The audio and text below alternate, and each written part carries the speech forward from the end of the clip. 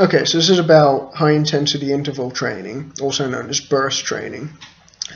What burst training is it's a type of cardio where you engage your body to the maximum of your capability over a short period of time in a burst, usually about 30 to 60 seconds, and then you rest for, again, 30 to 60 seconds.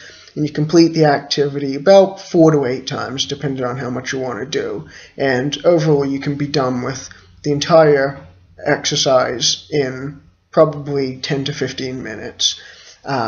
Burst training is different from other types of aerobics like jogging, stuff like that, in that it sends your body into anaerobic metabolism, your muscles.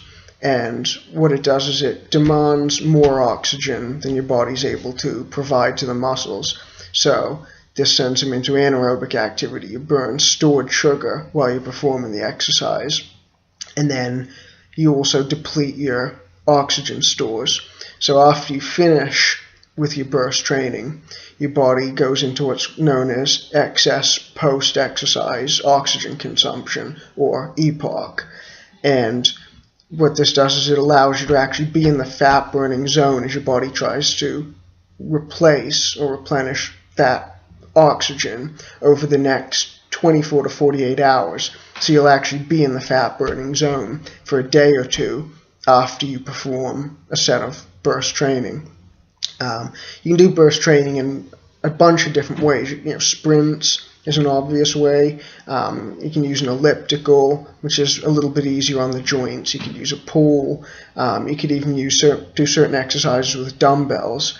But the idea is to get your heart rate up into the 180 plus range.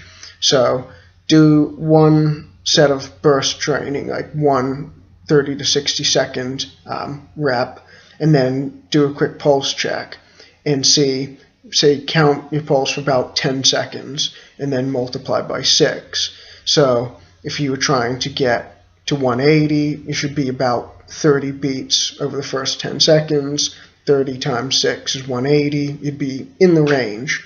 Also, if you can do the activity for more than about a minute, you know you're not working yourself hard enough. So do the activity, rest, and then repeat.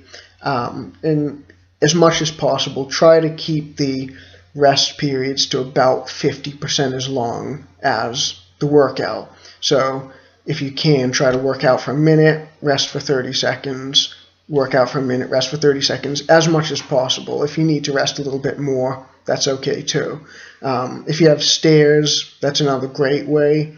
You can even do things like push-ups to some extent, but I'm going to show you a pretty good exercise with dumbbells or with any kind of weights where you can do it without needing too much space and without putting too much stress on joints and stuff like that.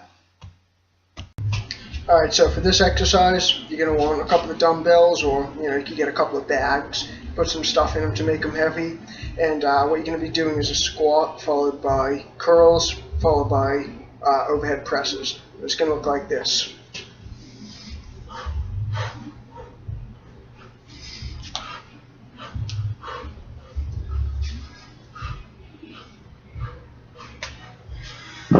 Alright, and that's it. And nice thing about this exercise is it's not too hard on the joints, and you don't need a lot of space. If you find that at some point your arms are getting tired, try doing 2 squats and for every set of curls and overhead presses, or vice versa. 1 squat for every 2 curls and overhead presses if your legs are getting tired. So just try and tailor it to whatever you can do, but not too much weight with the dumbbells, because it's not supposed to be like a curling exercise, but just try and be going at a good clip. The faster you go, the higher your heart rate, so the better off you'll be. And do that, for the 8 sets, and you should be good. Alright, hope this helps.